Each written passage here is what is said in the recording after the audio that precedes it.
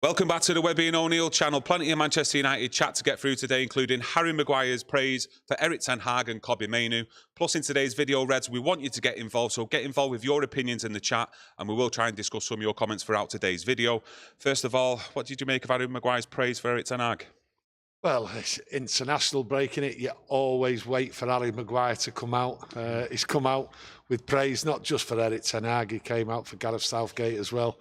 What a position he's in, praising both managers. And the discussion this week has all been about Gareth Southgate's going to be the Man United manager. And he's praising both managers. We know the Gareth Southgate talk is rubbish, but hey, what a difficult situation. But he's handled it well, come out with lots of praise for both managers. Yeah, edging his bets there. I tell you what, though, if there was one person in that squad who'd love Gareth Southgate as manager, it actually would be Harry Maguire, because he'd be guaranteed 38 games in the Premier League next season. Well, you know, he'd be guaranteed it straight off. The praise he put on Gareth Southgate, yeah, he would love Gareth Southgate at Old Trafford. But alas for him, it's not going to happen. Yeah, I'm just going to go into that because he did give you a huge amount of credit for Erik Ten Hag and the way you tactically outclassed Jurgen Klopp, going man for man late on in that Liverpool game, and the way Manchester United were aggressive with the ball, pushing high up the pitch. Yeah, I wouldn't say tactically outclassed Jurgen Klopp because there was long periods in that game, which we all know Liverpool sort of like went through the motions and really could have took it to United. I think what he's on about there is he's saying that Erik Ten Hag was brave when he went for, you know, man-to-man marking, and it did work. But he did praise him. But I have to turn around on that note and sort of say, well, Bruno spoke recently, and he was asked about Maguire.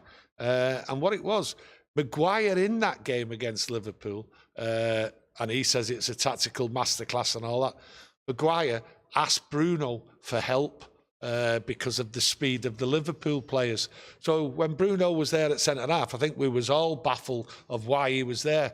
And the real fact about it was, Harry Maguire asked Bruno, who was limping and that, to come and help him because he was frightened to death of the speed. There he is, one hand, praising Erik Ten Hag for being brave and everything like that. But as we know, Harry Maguire, when it's one-on-one, he struggles, and he actually asked Bruno to help him. Well, that's a good thing, though, surely, as well, and also from Bruno Fernandes being the captain, you know, and taking that on board and helping out the team. Yeah, but what it does, it also says about Harry Maguire. He's not able, we know, look, we've watched him now for the last couple of years. He's not been on top form. He's come back to form at the moment, but we know he can't turn and run and chase back. So Harry was just frightened to death that Erik Ten Hag had gone man-to-man, gone for the attacking option, which then left him exposed. When he plays for England, he's never left exposed. That's why he enjoys the England camp, the England games more, because he has got protection. But as soon as like that protection was taken away, he was frightened to death, and he urged Bruno to come back. You know, fair play. Do you know Bruno what? Came back. With you just saying that in the way England set up as well, just going back to under Solskjaer, do you think that's maybe why Solskjaer always had like Fred and McTominay and like that double pivot as well? You know, so they could give a bit more protection to the back, well, the two centre-backs, including Maguire. Well, that's Maguire all over. Needs protection. And them two under Solskjaer gave him protection, and them two got slaughtered. Protecting Maguire. He needs protection. Listen, you know what Maguire's game's like. He can't concentrate, as far as I'm concerned, over 90 minutes. You see him wandering out to the left, going forward. He even went forward in the Liverpool game and could have scored, which it was that type of game. But I think actually the manager wants the centre-backs to do that, though. I think the way we've been seeing him play this season, whether it's been Martinez, Varane, Lindelöf or Maguire, he is wanting one of the centre-backs to push forward, you know, and get into that like attacking third there, where the midfielders are as well. I think all top managers want that from the centre-halves now. But with Maguire, you have that frailty with him where he gets caught out over the halfway line, where he goes in for the tackle and he's turned and he's left for dead. Where he's trying to block that, Yeah, he's not good enough to do that role, unfortunately. So he needs protection, and he gets that protection in the England squad more than he does in the Man United squad. You know, we all put our hands up. He's improved. He's got on with the game. And look, at times we've been lucky to have Harry Maguire in the team because of all the we've been decimated with injuries and that.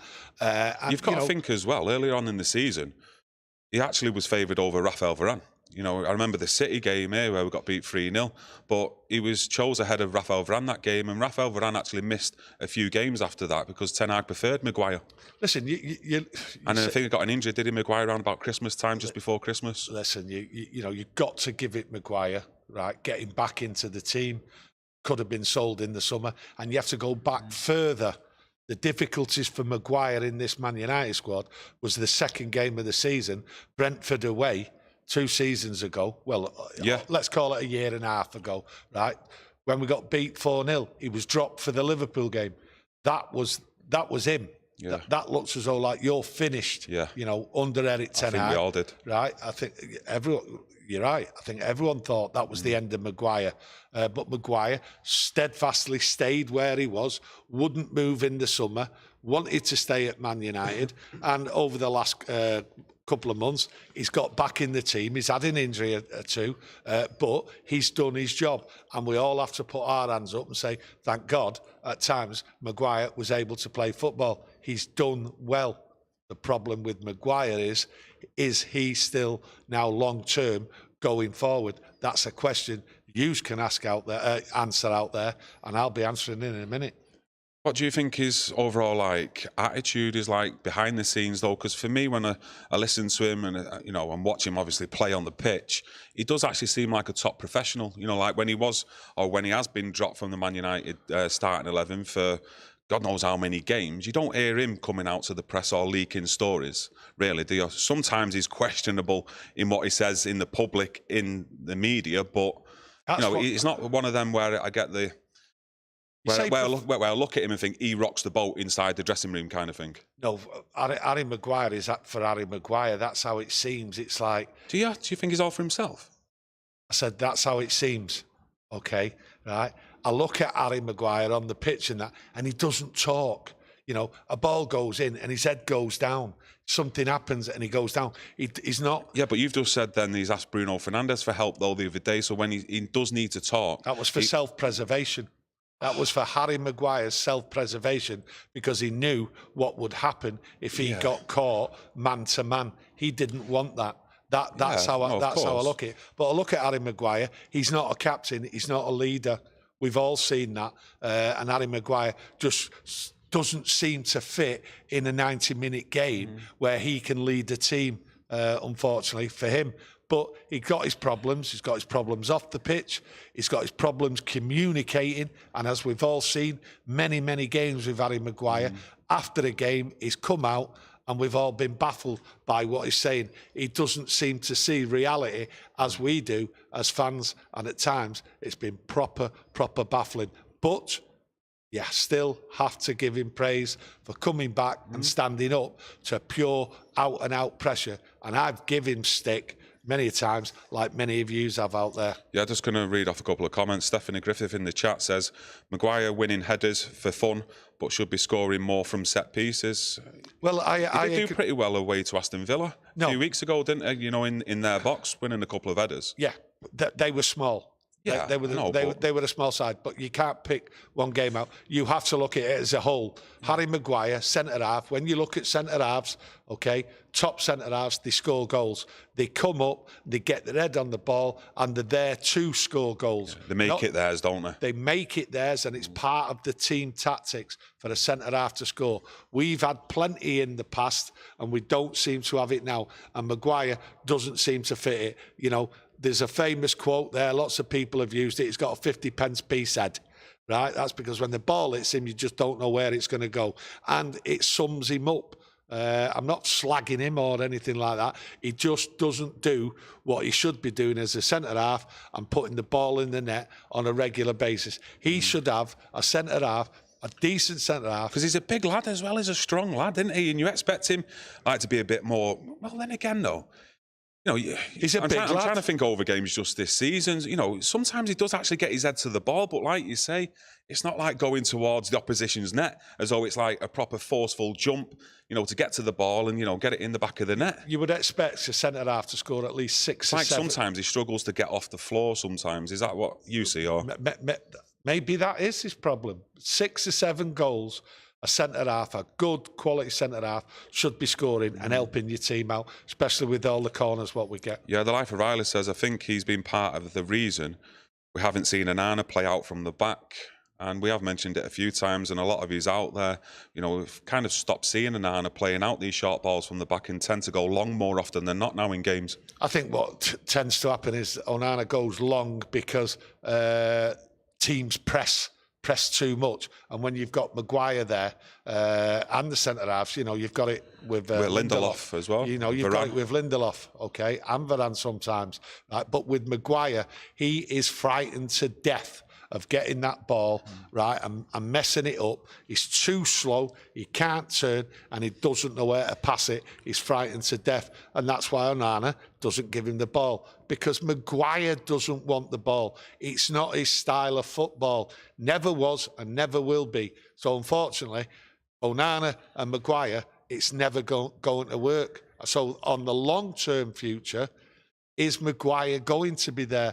Because the style of football has to change. And with Maguire there, I'm sorry, it ain't going to work. Something has to change. Yeah, you're looking at the contract situation this season. Well, with the 3 centre-halves of Maguire, Varane and Lindelöf. Maguire, he's got a contract until 2025 with a 1-year extended option. Raphael Varane's runs out in June this year. I think Victor Lindelöf, his runs out in 2025 in the summer. So there's some big decisions to make there. And me personally, I expect 2 out of that 3 to leave Manchester United this summer, with us recruiting another centre-back, whether that's a young centre-back with potential or an already made centre-back who's already got that class about him. And maybe, you know, use Willy Quambala a little bit more next season.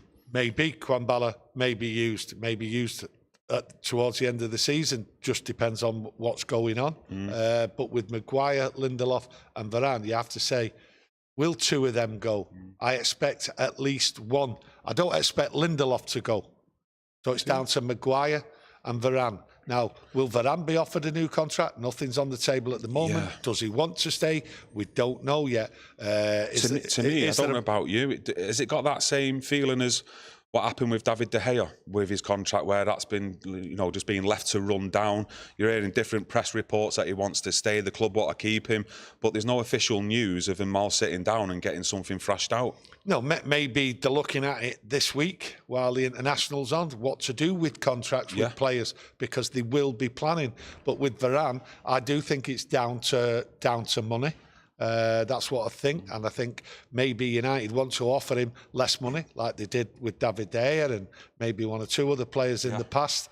So I think something there will be sorted. But if it was my choice, I would make this choice. So you let me know what you think and get your comments in, because I would offer Varane the money and keep him, and then get rid of Maguire and take the money for him. Let's hope he has a good summer with England, you know, because either way, whether he has a good summer or a bad summer, I would still get rid of him and get the money in for him. His value will be there. If we keep him for another year, then there's an option, but I think the value of him will go down. So I think looking at the people what are now running the setup inside United, I think they will look for the value. Yes, I have spoken in the past about definitely 2 signings this year. We need to make world class, and that's a centre forward and a centre half. So why don't they get the money for Maguire? Because at the end of the day, he's never been first choice. If you look at it, what would you have? Would you have Jonny Evans in front of Harry Maguire? Now there's a question, and you've seen Jonny Evans. What would you do? Let us know what you think out there with Jonny Evans as well. Well, when he's been asked to come in, Jonny Evans, for me, he's not let us down. No, Jonny Evans has been excellent. So if you had a choice of having a spare centre-half at the back, because that really is the reality of what Harry Maguire has been this year. He has been the spare. At one point, he was 5th in line as a centre-half. So has that position changed with Erik Ten Hag and within the club? Is he surplus to requirements? I think he will be. I think they'll try and move him on, which will be difficult because the Euros are there, the conversations. Then he'll go on holiday and he won't be back till the end of July. But that's my option. Get rid of him. We buy a top centre-half, bring him in, and maybe keep Jonny Evans. But if that was the option, to me, I'd rather have Jonny Evans there than Harry Maguire. And I think inside the club, that's how he's been treated this year. Even though we all acknowledge he's done well while he's been there. He's come on, started, and he's played a good part in the team. Yes, Stephen Evans said he would like Raphael Varane and Lindelöf to move and obviously be replaced. RWB Gary says, love from Japan, lads. Yes, nice one. Heading to bed now, so I'll watch it in the morning. You have a good kit, mate, and we'll see you again in the morning. The Life of Riley says, how much you reckon we would get for him, meaning Harry Maguire? Because was it roughly, let us know out there, because your memory is probably better than mine, but was it roughly about 35 million or 30 million West Ham was offering? I think reportedly, for him in the summer. So it's not going to get any higher, surely. It won't go any higher, but if he has a decent summer in the Euros, 35 million again. If he has a bad summer, then you might struggle to get that. Yeah. But at the end of the day, you talk about getting rid of Lindelöf and Varane. I'm not too sure of that. Leaving Harry Maguire there with Jonny Evans, I don't think so. I think you're right, actually, after just listening to you there. Get rid of Maguire and Lindelöf because you're going to get a transfer fee for both of them, and try and give Raphael Varane as much leeway as you possibly can in giving him a new and improved contract while he's there, because he's still got that class. And what is it, Varane? Is he still only 30? I think he's 31 next month in April. So I think you can only get rid of one centre-half, and you have to bring one in. We have got a poor injury record with centre-halves and at the back. And Varane, you know, I've said it many times, people out there have said it many times, he struggles to play 2 games, never mind 3 games a week. So at the end of the day, you can only get rid of one. And I think United will go for value. And the value is Maguire. And Maguire is poor at receiving the ball and dealing with it at the back to counter-attack and get the ball moving. So that's why I go for Maguire moving. Yeah, I was just thinking in my head as well, you know, we've also got Luke Shaw, who can play centre-half, but again, the Luke Shaw injuries as well. I looked at something... Martinez injuries. Yeah, well, the one with Martinez, it wasn't, you know... It's 2 injuries now. Yeah, but the one against West Ham, you know, a player like literally fell on his leg. That's nothing that can happen. That's not down to his body or anything like that. That's just a complete accident. But you're looking at Luke Shaw, and I've seen something the other week where in his United career, only averaged out that he's played 18 games per season for United. You know, and he's missed a large chunk again this season. You know, do Manchester United look at recruiting a left-back in the summer because Malacia is still missing? Is he with Kate Middleton? Still can't find him. How is he going to be going into next season? Well, we don't know. We might need another left-back. Listen, this is all down to the doctor. That's what it's down to on these players. Are they fit Sounds enough? like we've got Dr. Death in there, though, at the moment, with all these injuries that we are getting. Something does need sorting out in the backroom staff there, though. Oh, listen, something needs sorting out everywhere. Inside there, do you know what I mean? Listen, it's been a difficult season, and none more so than for Harry Maguire. You know, talking about Harry Maguire again, there he points out, you know, we should have had more points. Well, without a shadow of a doubt, we should have had more points. Yeah, I'm going to read into that now. We've obviously... with 6 points adrift of Tottenham, who were in 5th place, 9 behind 4th placed Aston Villa. And Maguire was asked about this, and he said, it's obviously been a difficult season for us. The points tally in the Premier League is not too bad, which, yeah. Let me rant in a minute. Yeah, but it should be a lot better. The 5 teams above us have accumulated more, a lot, to be honest with you, at this stage of the season. Obviously, we've had a lot of injuries, but so have other clubs. Listen, we've got, every team's had injuries. You know, you look at how can I say it? Lots of injuries. We've had lots of injuries. I don't think we've had a settled back four for more than 1 game. And you look at the points tally. He talks about it's a decent points tally. Yeah, I said it's not too bad. It's not too bad. It's terrible. We should minimum have had 12 to 14 points. Without a shadow of a doubt, with the games we've lost. You know, I point out Crystal Palace, Fulham, Bournemouth, there's 3, do you know what I mean? And then you've got Forest away. And then, to be honest with you, I think it all started going wrong when we played Tottenham at the start of the season. We should have been 2-0 up. We outclassed them in the first half. Yeah. And we should have thrashed Tottenham. Right? Should have been out of sight in the first half. So there's lots of points we've lost. And we should easily be in the top 4 without a shadow of a doubt, without even looking behind us. So when he says a decent points tally, it's not a decent points tally. But then that's Maguire again coming out with a conversation of how he sees it. And he shouldn't be saying that. He should be saying it's not been good enough. And he's not saying that. Yeah, that's why I see him. Yeah. He's not a leader. He doesn't sort of speak the truth. You know, he doesn't speak as we see it. And that's disappointing. And has always been disappointing about Maguire. Yeah, the results against the top teams who are above us, you know, it's kind of, it's not that he accepts it, but it's kind of expected, considering where we are as a football club on the pitch and off the pitch at the moment. But it's the results against the teams below us that have like put me in a bit of a mood. You know, the game here against Bournemouth, away to Nottingham Forest, here at Crystal Palace, Brighton at home as well this season. You know, Fulham the other week, you know, dropping points like that. You know, and if we won them games, or even, you know, it's got a draw in a couple of them, we'd be a lot higher up the table and a bit more comfortable. Listen, when you talk about, I don't know how you feel about the points tally, where you can identify where was the worst game and all that. I'd look at it this: Newcastle away was the worst defeat I seen because of the effort. What went on? Good shout. It was so poor at Newcastle. Go in there. It was unreal. And it was disappointing. So I can add the Newcastle game. To come away from Newcastle with 1 point, decent point.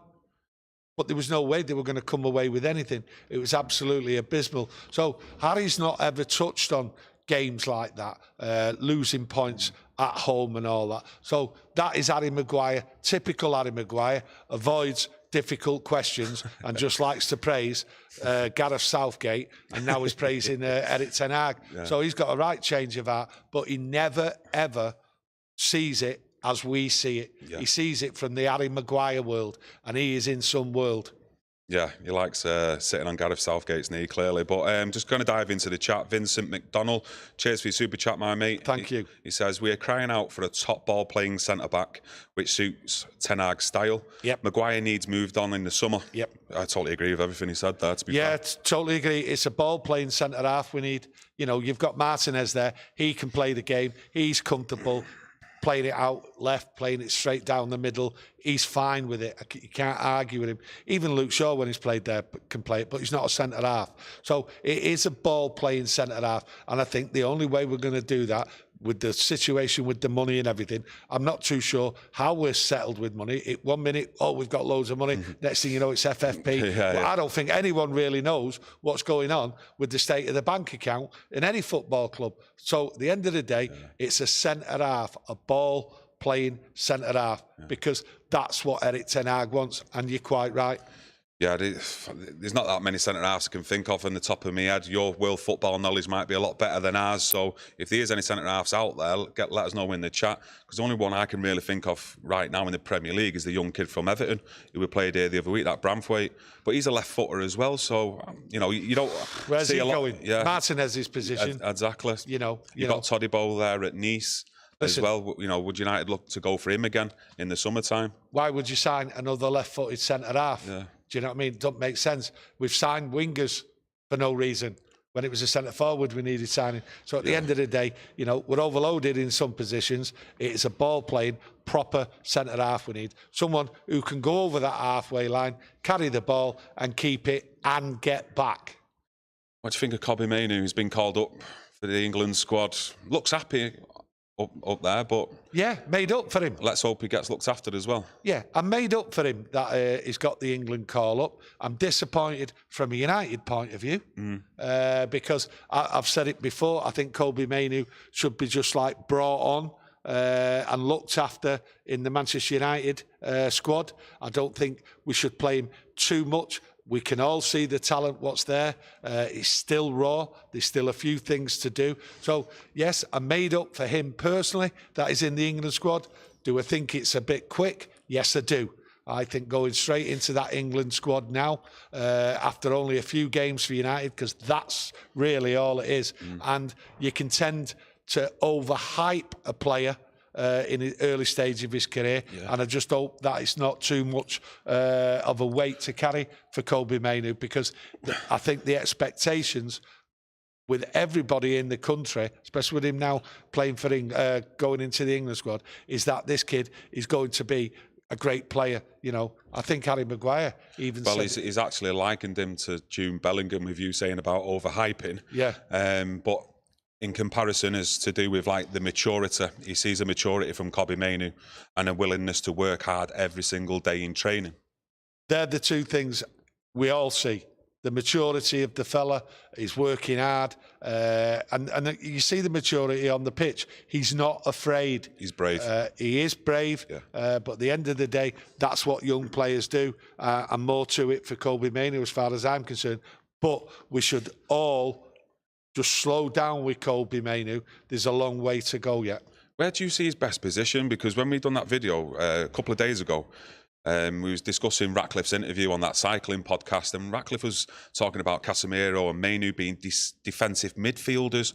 I don't see Kobbie Mainoo as a defensive midfielder. I mean, I think he's much better going forward with the ball and, you know, creating things in our attacking play. This is what I'm worried about. People sort of like putting him in that position, that position.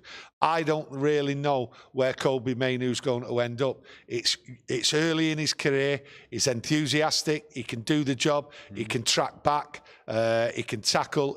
He's cutting out. He's one of the best in that midfield area as well, receiving the ball from the defenders as well. Whether he plays on the left, in the middle, further back, we don't know. It's early in his career. What we have got is good signs that he's capable of moving around the pitch, and that's what you want. So next year, you might see something when there's players who have actually left the club or players what come into the club. Yeah, I just think he's great. He's calm, composed on the ball when we are in the attack. You know, you look at the goal against Wolves away. You know, you look at him here against Liverpool as well with his footwork, the way he can just glide past players at times. We see that. I think we see that every time he's on the pitch. Yeah. But when you look at what position, you have to look at Mason Mount coming into the team. What effect will that have on Kobbie Mainoo, of the position where he plays, and also the effect that it'll have on Bruno? There might be a big strategic change, especially if you get a football playing centre half. Things might change. Kobbie Mainoo's position might change, but it's early days. Yeah, Ezekiel Barker, hopefully I pronounced your first name right, my mate. He says, thoughts on Kiernan Dewsbury Hall linked to United. Looks like a decent player. I did see that earlier on, mate, but I didn't see who was the actual source and who was reporting that. But, you know, the first thoughts that I did think of it was, that stands out like a Dan Ashworth signing, that. In the way he's recruited over time in previous clubs, Dan Ashworth. And especially the fee as well, what Man United would potentially get him for around about that 25-30 million mark. Comes here to United, and it's a player then to develop. We've got plenty of players what can be developed here at Manchester United. We've got plenty of good players and plenty of good young players. Yeah. I don't think it's now time for Manchester United to be looking round. You can point to many players and go, oh, he's a decent player. It's not decent players we want. Yeah. Not for next year. It's two top-class playing centre forward and a centre half. Someone who's a proven goal scorer and someone who can play football from the back. That's what we need. We've got plenty of good players. It's just fitting them in the right position, and then hopefully Erik Ten Hag can do that. But buying players because they're good players, no more as far as I'm concerned. You've got to be top standard now going forward. You have to remember, best in class, that's what they want, Sir Jim Ratcliffe. And at the end of the day, we've got some best in class players coming through, young players, and we need to add to it, not good players. Stephanie, cheers for keeping a tally on the likes and how many people are watching. Over 300 watching. If you are still here, smash that like button. Now, Daniel says Bruno next season needs resting in some games. Now, with you talking about Mason Mount, let me know what you think out there.